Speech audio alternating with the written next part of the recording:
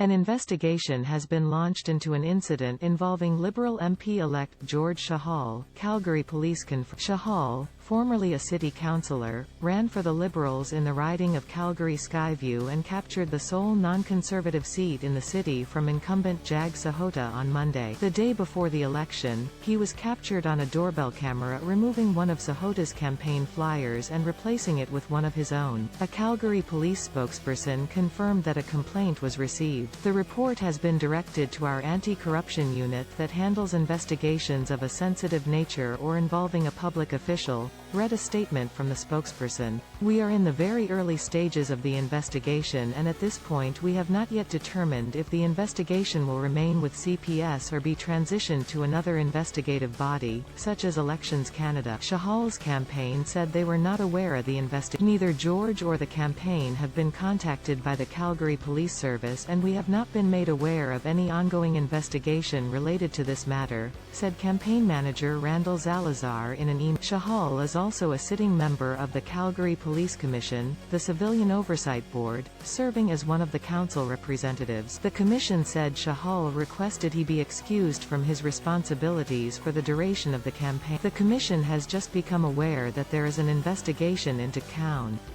Chahal's alleged conduct during the campaign and will need to consider any steps to be taken. Heather Spicer, executive director and legal counsel for the commission, said it. Zalazar said Chahal will remain a councillor and a commissioner until he is sworn in as a member of parliament. He has not participated in the work of the Calgary Police Commission since the last public meeting, on June 29, 2021, and has been excused from its work since then, he said. The Chahal campaign has said the brochure was taken because it contained the wrong polling location. In a written statement sent to CBC News earlier this week, Zalazar said, while dropping off polling info flyers prior to polls opening on Election Day, George removed a piece of campaign literature that identified an incorrect polling location for the person residing at the address. All through Election Day, campaign volunteers found incorrectly labeled materials across the eastern side of the riding.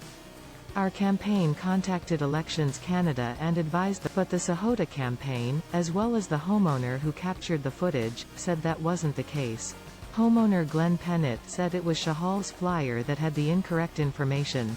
CBC News contacted both Elections Canada and the Commissioner of Canada Elections on Wednesday to get clarification around the rules if a candidate removes an opponent's campaign materials and to confirm whether incorrectly labeled materials had been reported by Chahal's campaign. Elections Canada responded that if there was a contravention of the Canada Elections Act, it would be up to the Commissioner of Canada Elections to investigate and decide. The Office of the Commissioner of Canada Elections says it won't confirm if it has received a complaint or started an investigation. It says the Canada Elections Act contains a section on impairing or preventing the transmission of election advertising, which includes defacing or removing election signs or other election advertising. If charges were laid by the Commissioner, possible penalties set out in the Act include a fine of up to $5,000 and up to 6 months in jail.